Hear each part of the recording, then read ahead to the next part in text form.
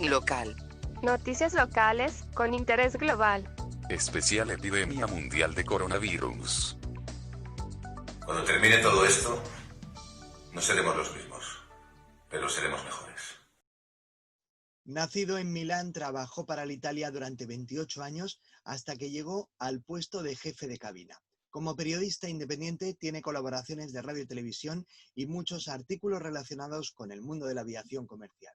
Es coautor tanto de la película All Down in the Air, dedicada a los hechos que condujeron a la privatización de la antigua aerolínea de bandera, como del libro El avión de papel, donde se examina la historia de Alitalia.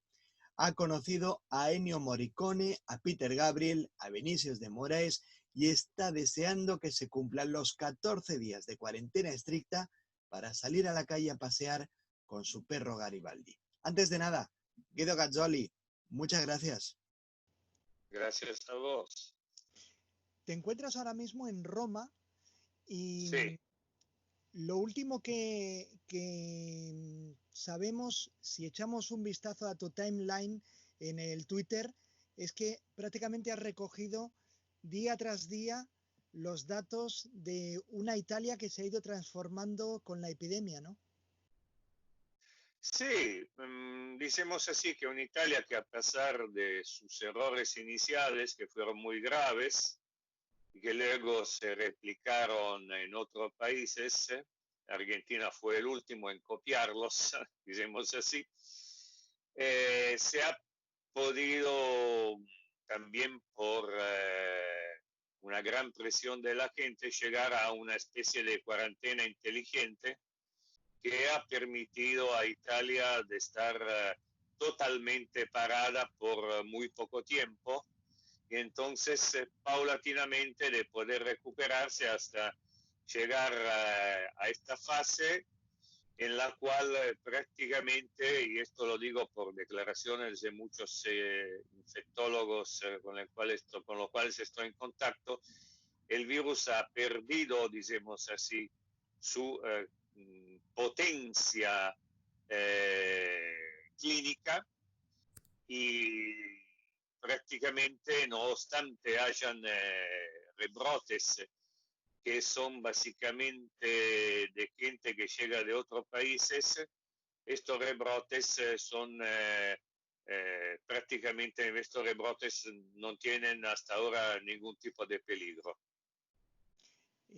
¿Cuál es la situación ahora mismo en donde tú te encuentras, en Roma? En Roma yo estoy cruzando el último día de aislamiento total. Yo llegué desde Argentina, desde Buenos Aires, Argentina, hace 2 semanas. Hoy es el día número 14. Luego el lunes me van a hacer un hisopo, un examen. Pero a partir de mañana volveré luego de 150 días un ser humano libre, decimos así, porque entre la cuarentena argentina, que ha sido durísima y además no ha provocado prácticamente ningún tipo de resultado, porque están llegando a un pico de contagios bastante consistentes, se está llegando al contagio número 100.000. A partir de mañana podré salir de mi casa y ver lo que hasta ahora he podido controlar a través de amigos, o sea, una Italia de la cual prácticamente uno se da cuenta de la situación de pandemia solamente cuando entra en los supermercados o en los lugares encerrados donde es obligatorio el uso del barbijo. Si no, es una Italia que, turismo aparte, porque prácticamente el turismo se ha reducido alrededor del 80%. Lo que te digo, de un lado egoístico, no es malo porque aprovechar de los lugares lindos que tenemos sin la presencia que a veces es masiva de turistas, es como vivir una fantasía lindísima. En las otras actividades ha vuelto una Italia casi normal, con el lío de tráfico de siempre y con los tanos puteando a la derecha y a la izquierda como siempre, O sea que Italia ha vuelto al 80% de su normalidad. Tú en este momento eres una de las primeras personas que has tenido, bueno, la oportunidad de pasar de un país a otro, de Sí. ir a Argentina y ahora regresar de Argentina. ¿Cómo ha sido este viaje? ¿Cómo ha sido tu periplo por los aeropuertos? Tú que eres hombre de avión. Sí, mira, me estoy dando vuelta. Ah, lo tengo acá enfrente. Un poco de documentación nunca hace mal. Bueno, el viaje ha sido prácticamente una odisea.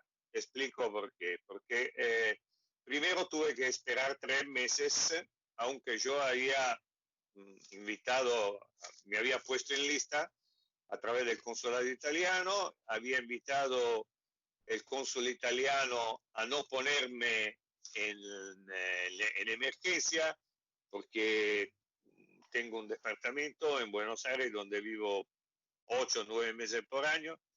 El plato de comida, al ser cocinero como todos los italianos, nunca me falta. Entonces no estaba en ningún tipo de emergencia, sino la de volver a mi país para cerrar un montón de asuntos que tengo acá, como todos los años.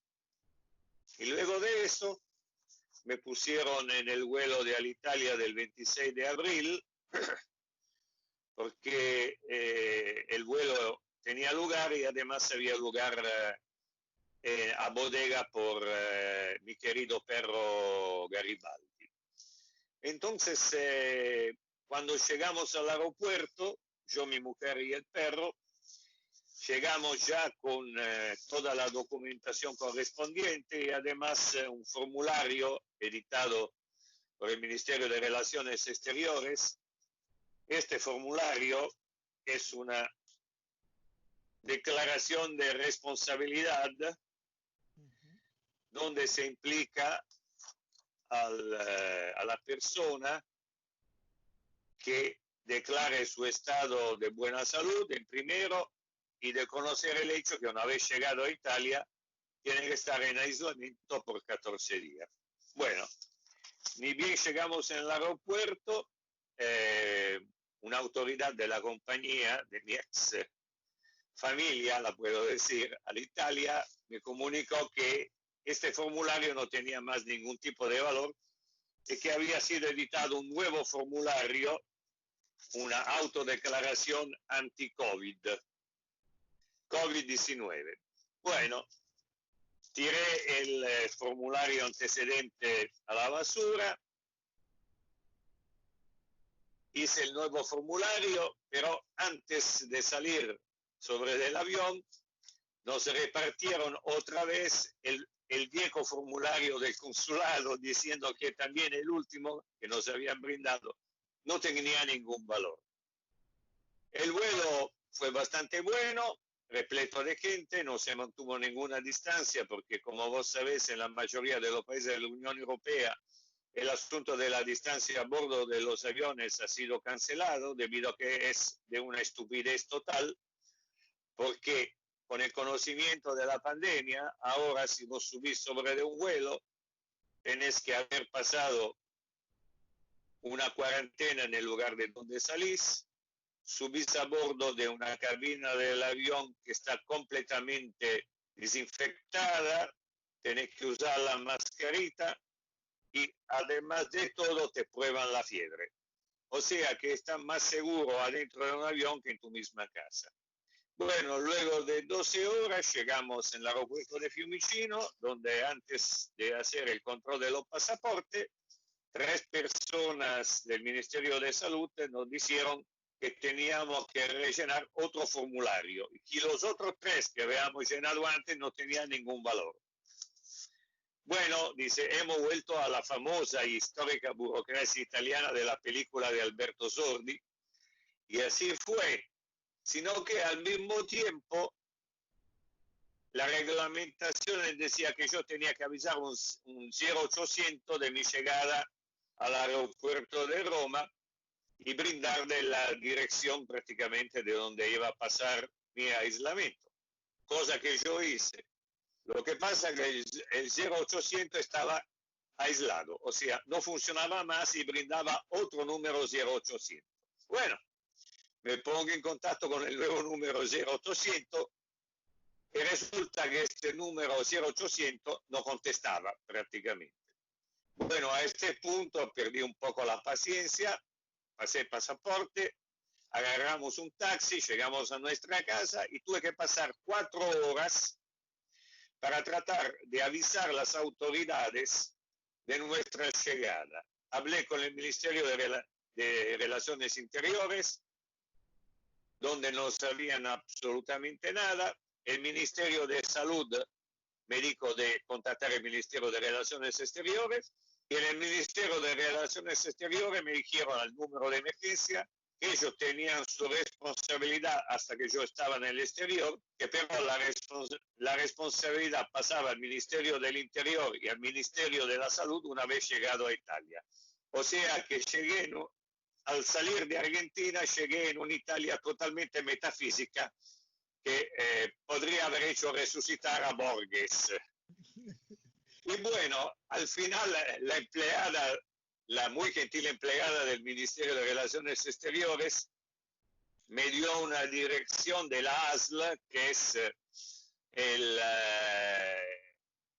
la sucursal de mi barrio, del barrio donde vivo, del Ministerio de la Sanidad, y envié un mail, donde luego de 3 días una señora me llamó pidiéndome informaciones que, bueno, la información podía ser encontrada cómodamente en el formulario número 4, como en todos los otros formularios que había compilado. Pero el asunto es que prácticamente de buen Capricornio, al tener toda la posibilidad, y de buen periodista además, al tener toda la buena intención de cumplir con todo lo que me habían dicho, me encontré con un gran ausente, el Estado. Y así prácticamente fue la odisea, donde me quedé encerrado en casa, sin posibilidad de poder salir ni al supermercado, de pasear a mi perro. Por suerte, la solidaridad de los vecinos que ya me habían hecho compra, avisado antecedentemente, me permitió comer. El perro, bueno, tuvo que adaptarme, inventarme algo para hacerle cumplir con sus funciones higiénicas. Y bueno, hemos llegado al día número 14, que es el día de hoy, y mañana volveré a respirar el olor de la libertad como si hubiera estado encarcelado.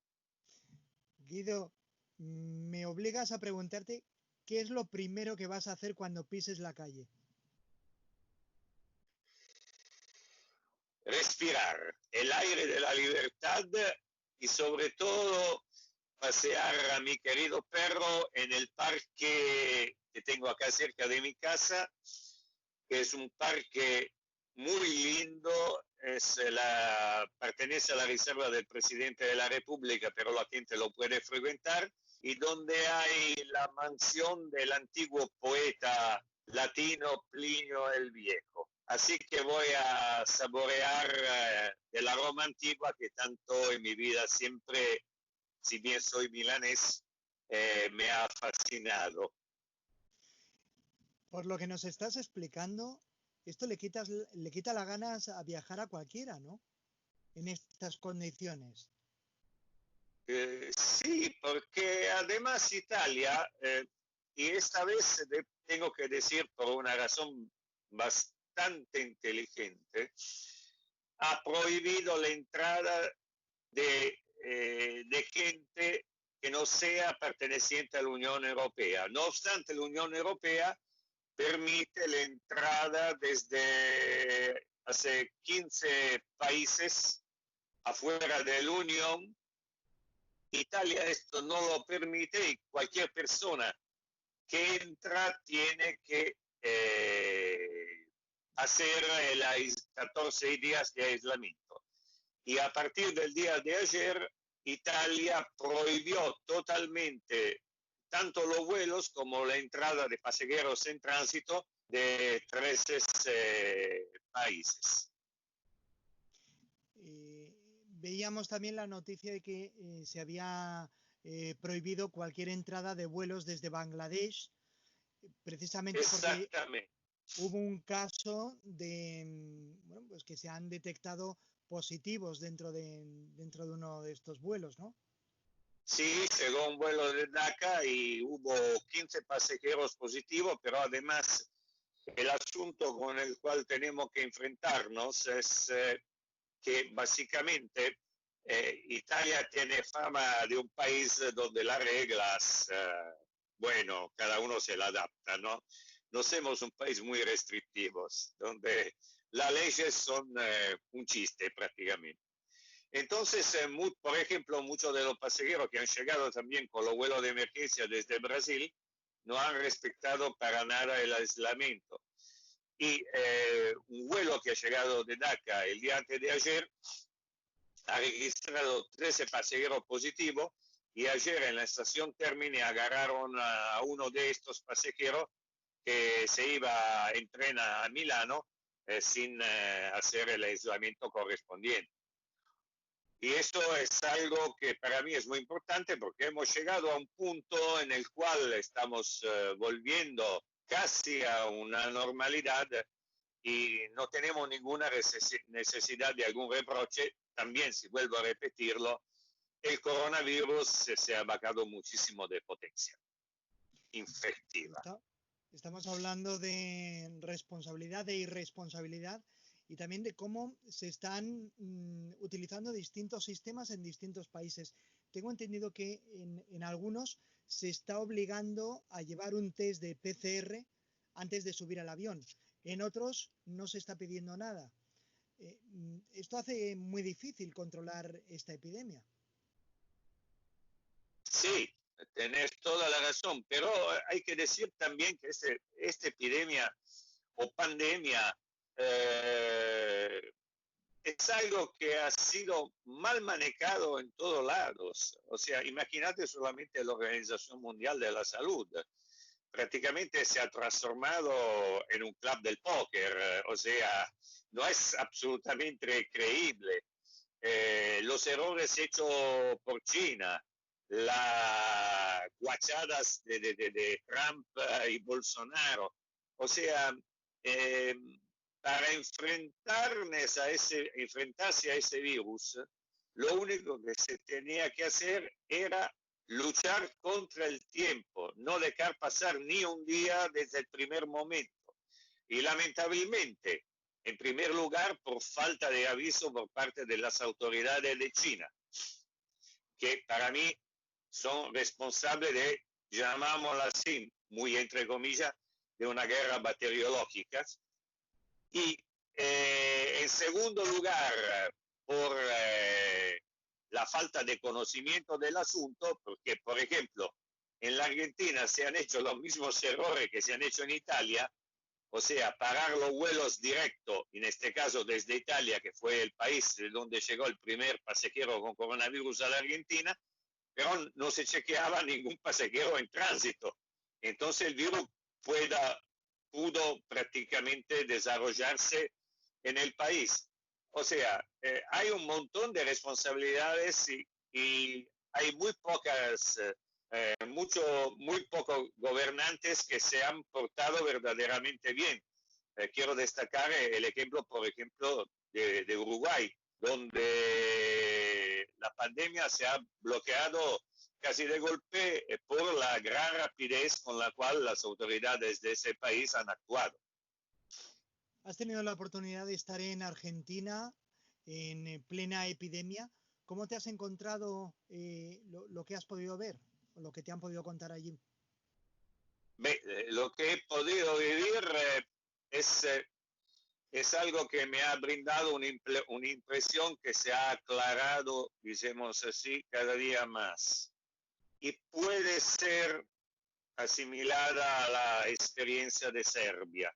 Vos sabés que en Budapest hace 3 días que la gente está luchando con extrema violencia en manifestaciones en contra de la policía, sobre todo en contra del presidente, que según la mayoría de la gente hace un uso de la cuarentena claramente político.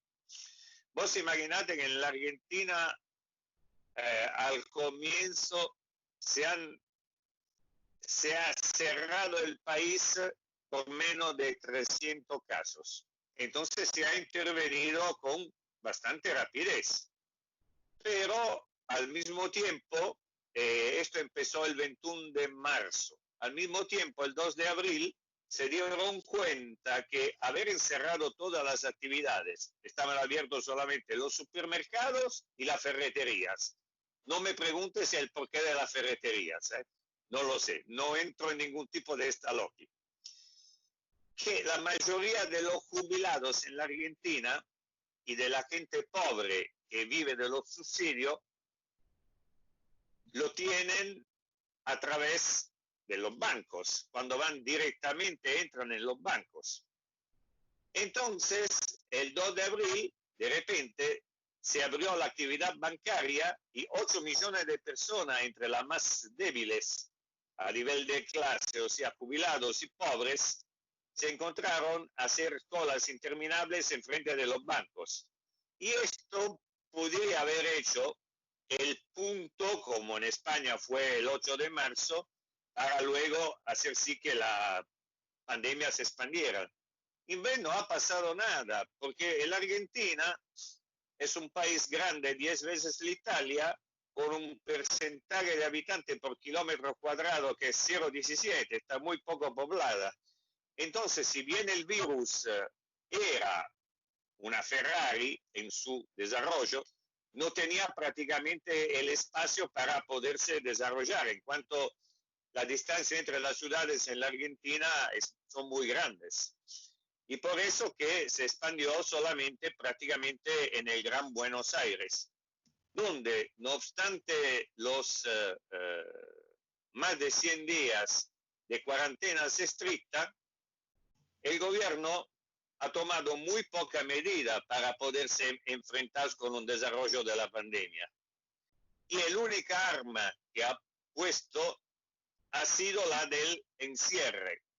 O sea, ha demostrado de no tener ningún tipo de organización en la práctica y ningún tipo de plan.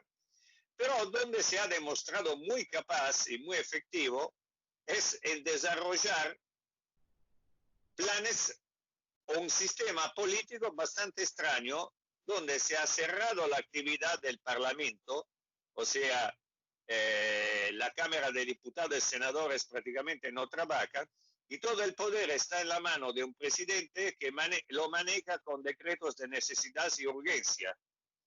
Y mira vos qué coincidencia, hasta ahora se han tomado decisiones muy impopulares y que llegan a un estado, yo te diría casi totalitario, o sea, el estado que pertenece y mucho a la ideología de la vicepresidenta Cristina Fernández de Kirchner, de la cual Alberto Fernández, lamentablemente, más que un moderado, se está mostrando un títere en sus manos. Por eso la grande protesta que se han desarrollado ayer, porque la gente pide libertad y pide verdaderamente medidas que puedan reactivar una economía que está totalmente bloqueada. Ya la economía argentina estaba bloqueada por el default, imagínate ahora con el COVID. La pobreza ya ha llegado al 50%. El 70% de las actividades están a punto de cierre, de las cuales el 60% de las pymes. Entonces es un país que está al borde prácticamente de la quiebra. No obstante todo, se está prácticamente restringiendo la libertad democrática y el sentido de república ya pertenece mucho menos a una Argentina que se está demostrando una república teórica y viaja hacia un populismo que, por mi experiencia de más de 40 años en Latinoamérica, me recuerda muchísimo a Venezuela. Lo que es inevitable es pensar en esa post-COVID como una post-guerra mundial, ¿no? Con unos efectos económicos devastadores. El post-COVID, yo te digo la verdad, aunque parezca loco, muchas veces dice que soy, pero bueno, no todo el mal viene para mal, digamos así. La gran lesión del COVID que yo he visto tanto en Italia como en la Argentina es en primero una gran concientización a nivel de gente. La gente ahora pretende que los políticos empiecen a actuar a favor del ser humano, o sea, con políticas de bien común. Esto para mí podrá en el post-COVID provocar cambios que, si la estructura del país no ha sido tocada, o sea, si los gobernantes han manejado los países en la pandemia del COVID teniendo la Constitución por encima de su mesa, podemos llegar a una sociedad donde se ponga al centro el ser humano y no la finanza o la economía como ha pasado en estos últimos años. O sea que se puede provocar un cambio que, por lo menos en Italia, pero también noto también en la Argentina, está muy empujado por la gente. Guido Gasoli, una última cuestión. Cambiando un poco de tema, me gustaría comentar contigo, que nos expliques tú, esa anécdota que sucedió con Ennio Morricone. Sí, bueno, no me hagas llorar.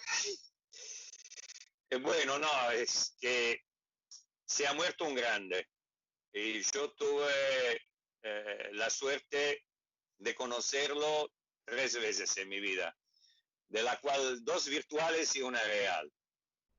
La primera vez fue en el periodo entre mi infancia y mi adolescencia, donde cada chico estaba obligado en acompañar a los padres en los cines, donde se entrenaban la película de otro grande, esta vez director del cine italiano, Sergio Leone, los famosísimos Spaghetti Western, que aparte de ser muy lindos cuentos, tenían un significado muy profundo y además estaban acompañados por la música de Sergio Leone, que al final nos golpearon tanto el corazón que yo te puedo decir que, por ejemplo, mi generación no ha pasado un día de su vida sin haber vivido hechos a la cual la música de Ennio pudiera haberse transformado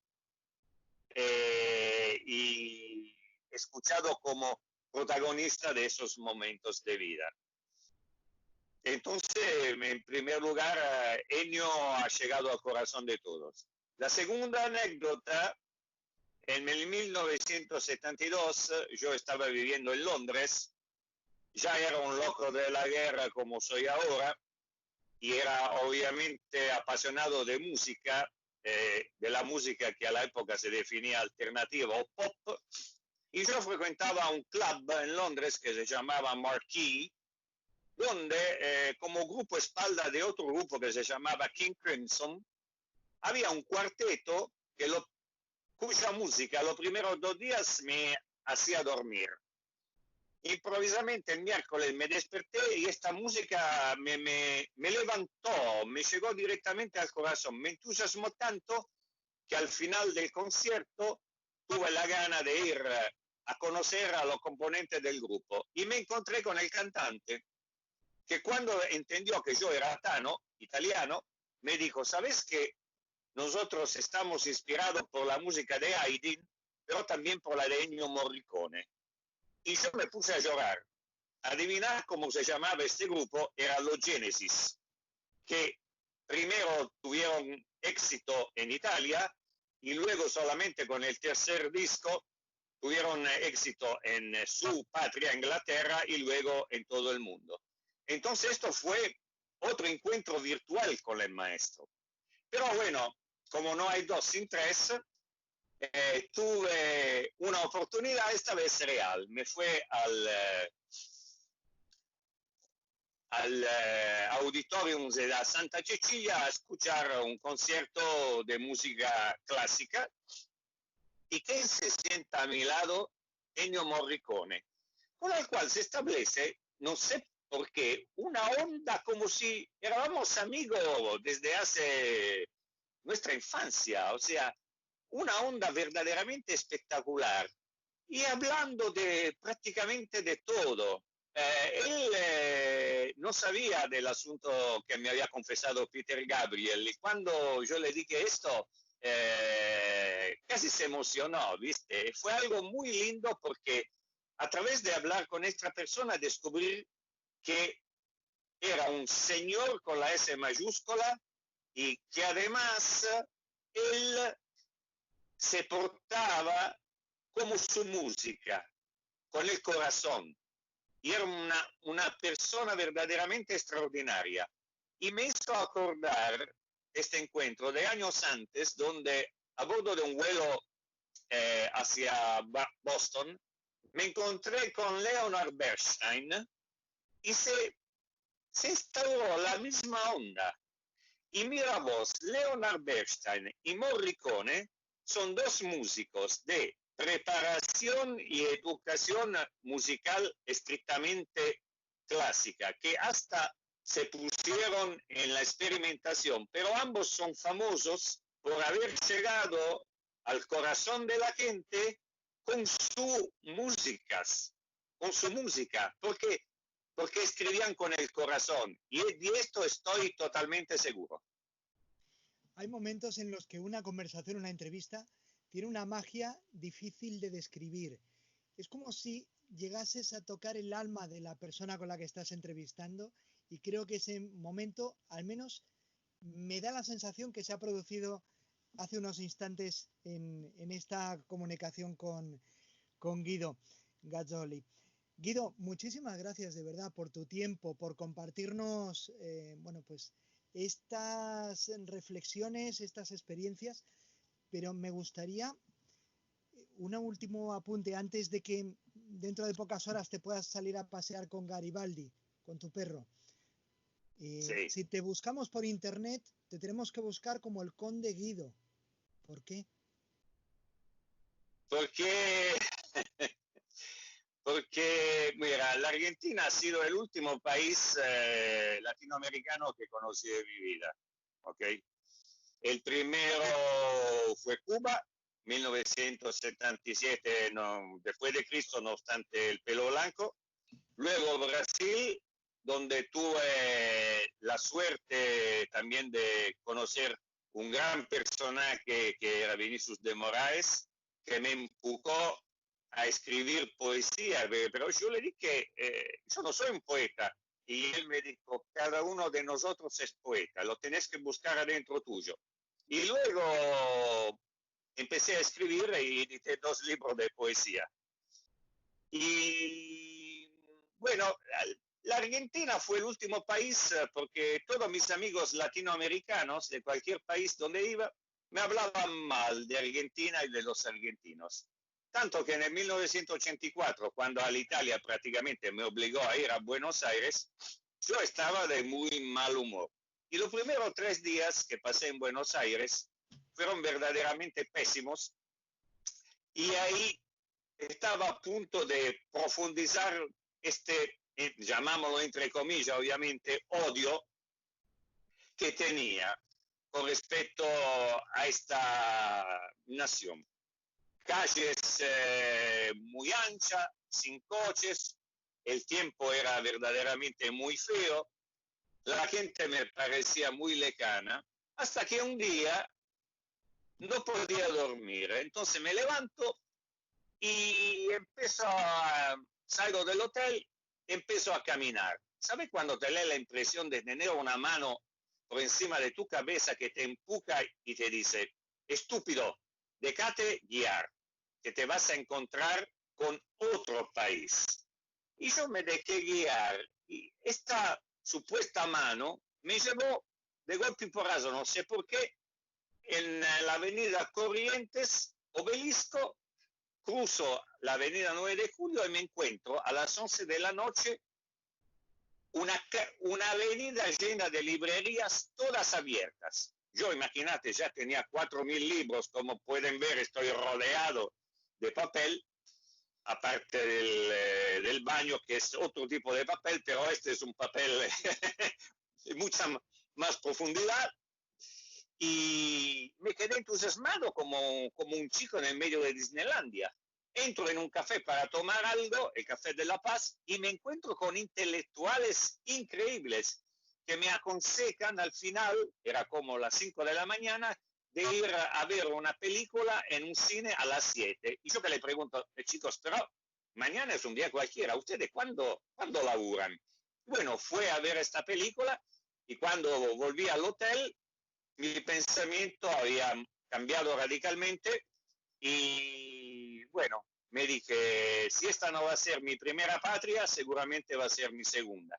Y empecé a frecuentar la Argentina muy hondamente hasta que prácticamente luego de casi 15 años de búsqueda encontré mi pedacito de cielo, si se puede decir así, en Buenos Aires y empecé a vivir una ciudad que para mí es simplemente fantástica y una nación que tiene un montón de cosas lindas, muchas cosas que todavía no entiendo, donde pero hay algo que es imposible llegar, aburrirse.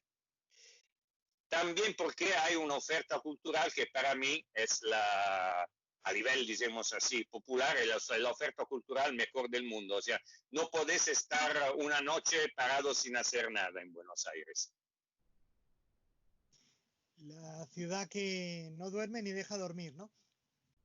Ni duerme ni deja dormir y que lamentablemente, y lo digo con muchísima tristeza, la ciudad es una nación que ahora vamos a esperar que pueda solucionar este gran problema, porque lamentablemente, y en esto llegamos a un eje político, yo respeto a todas las ideas, hablo prácticamente con todos, respeto a todos, pero veo que el país cae siempre en el mismo error y lamentablemente, no obstante su gran cultura, cuando hay un incendio, manda siempre Nerón a apagarlo y comete siempre el mismo error. Guido Gazzoli, el conde Guido, como se conoce. Ecco, el conde, digamos así. Ahora te expliqué, viste, como buen italiano me gusta hablar muchísimo. Y ahí, como soy buen cocinero y siempre ponía a disposición mis departamentos eran restaurantes truchos donde yo organizaba comida.